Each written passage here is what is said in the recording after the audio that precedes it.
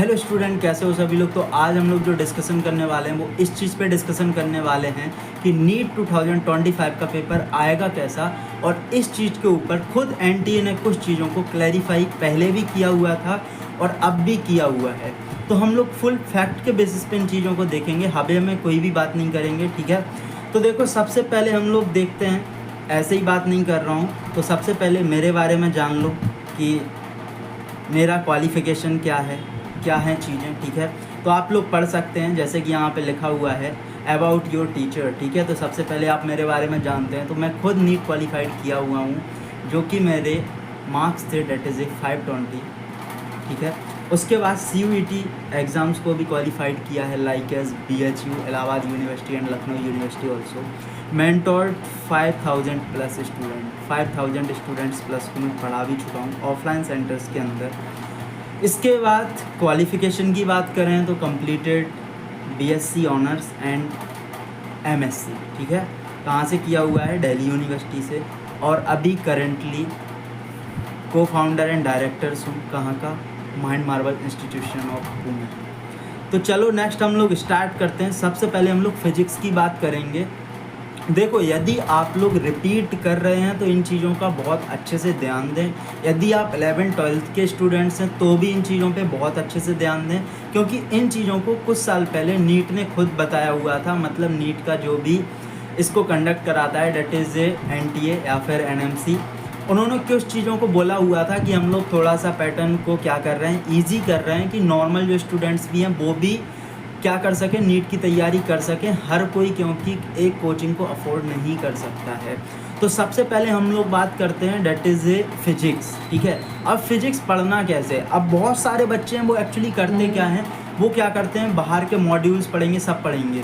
आपको वो मॉड्यूल्स पढ़ना है, कोचिंग के लेक्चर भी लगाने हैं, बट आपको करना क्या है, हम लोग इस साल की बात करते हैं कि क्वेश्चंस आए कैसे थे। तो हमारे 50 क्वेश्चंस की हम लोग बात करते हैं, जबकि 5 से 6 क्वेश्चंस जो हमारे थे वो डायरेक्टली NCERT एग्जाम्पल से आए हुए थे। लेकिन बहुत सारे बच्चे ऐसे होते हैं जो क्या करते हैं, क्वेश्चंस को छोड़ देते हैं, बस उन्होंने कुछ डेटा चेंज किया और डायरेक्टली एटिस क्वेश्चन दे दिए। NCERT एक्सरसाइज की हम लोग बात करें तो 3 से 4 क्वेश्चन वहाँ से आए हुए थे। नेक्स्ट हम लोग बात करते हैं NCERT एग्जाम्पलर, तो कम से कम 2 से 3 क्वेश्चन NCERT एग्जाम्पलर से आए हुए हैं। NCERT लाइनिंग, जो कि कोई भी फिजिक्स को स्किप कर देता है, लेकिन यदि एक जो टॉपर स्टूडेंट होगा वो कभी स्किप नहीं करता है। यदि आप कभी जिसने क्वालिफाइड किया हो अच्छा, उससे एक बार पूछिएगा कि क्या उसने फिजिक्स की NCERT पढ़ी है। यदि उसकी अच्छी रैंक आई है वो आपको बताएगा कि हाँ, हमने फिजिक्स की NCERT को भी रीड किया हुआ था।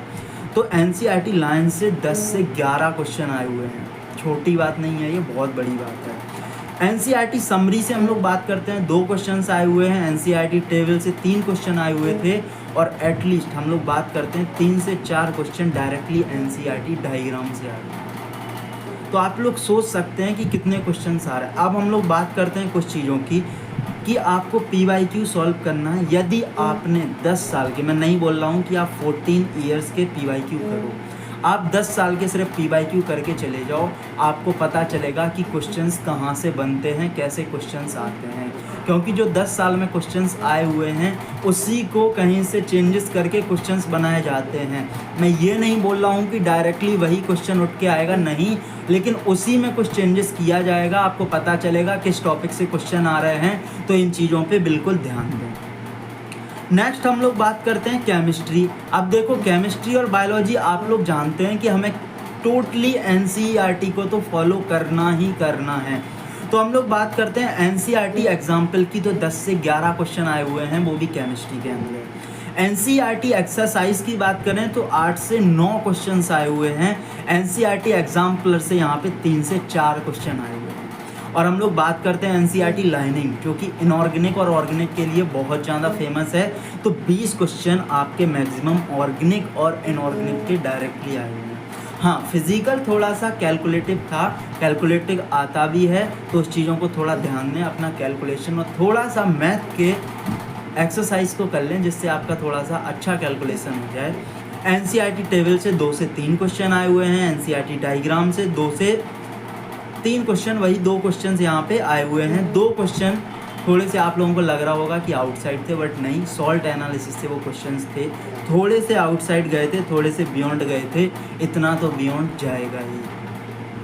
नेक्स्ट हम आ जाते हैं आपकी प्यारी सबकी प्यारी बायोलॉजी। ठीक है, तो बायोलॉजी में तो आपको पता ही है कि भाई आंख बंद करके एनसीईआरटी को पढ़ो, बट एनसीईआरटी को पढ़ना कैसे है इस चीज़ के बारे में मैं बहुत बार बता चुका हूँ। फिर भी आपको लगे कुछ डाउट तो आप कमेंट सेक्शन में कमेंट कर सकते हैं, या फिर डायरेक्टली इंस्टाग्राम पर जाके भी आप मुझसे पूछ सकते हैं। मेरा इंस्टाग्राम आईडी आपको पता है, @sibai096, या फिर डिस्क्रिप्शन या फिर बायो में आपको मिल जाएगा।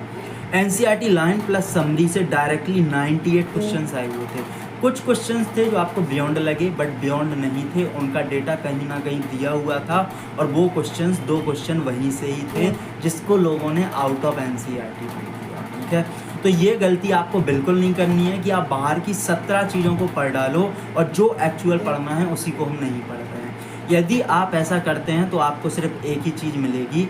आप उस टाइम पे यदि एनसीईआरटी को छोड़ते हैं तो आपको क्या मिलेगा, नहीं पढ़ते हैं तो नीट नहीं, आप ड्रॉप की तैयारी कर रहे हैं। यदि आप ये गलती करते हैं तो आप सेलेक्ट तो नहीं होने वाले, ये फैक्ट है, रियलिटी है, और आपको इसको डाइजेस्ट करना पड़ेगा, समझना पड़ेगा कि एनसीईआरटी की कीमत क्या है, एनसीईआरटी कितनी इंपॉर्टेंट है हमारे मेडिकल एग्ज़ाम्स के लिए। तो आप वहाँ पे ड्रॉप की तैयारी कर रहे हैं, एग्ज़ाम्स की तैयारी नहीं कर रहे हैं, if you are skip of NCERT. इसके बाद हम लोग बात करते हैं, आप यदि मेरे से पढ़ना चाहते हैं, ऑनलाइन भी पढ़ना चाहते हैं, तो आप लोग एक बार मैसेज कर सकते हैं। बहुत सारे स्टूडेंटों को ऑनलाइन भी पढ़ाया हुआ है, लेकिन मेनली हम लोग ऑफलाइन कोचिंग की बात करें तो हम लोगों का पुणे में है, जहाँ पे आप आके विज़िट कर सकते हैं। 2025 यदि आप लोग करते हैं तो आपको ये सब चीज़ें मिलेंगी। साथ में यदि आप लोग केमिस्ट्री और फिजिक्स भी चाहते हैं तो वो टीचर्स भी हम लोगों के पास अवेलेबल हैं। आप लोग डेमो लगा के एक बार ऑनलाइन भी चेक कर सकते हैं, और ऑफलाइन भी हम लोगों के कोचिंग्स में आ सकते हैं। तो आपको यदि मैं डायरेक्टली बताऊं कि हम लोगों का कोचिंग कहाँ पे है, कोचिंग का नाम है mind Marvel institution of excellence, जो कि हड़पसर पुणे के अंदर पड़ता है। आप गूगल पे भी सर्च कर सकते हैं, वहाँ पे भी आपको लोकेशन वगैरह मिल जाएगा। तो आपको यदि ये वीडियो हेल्पफुल लगी हो तो अपने जितने भी एस्पायरेंट्स हैं, रिलेटिव्स हैं, जो भी तैयारी कर रहे हैं, उन लोगों के साथ शेयर करें कि उन्हें एटलीस्ट इम्पोर्टेंस पता रहे एनसीईआरटी की।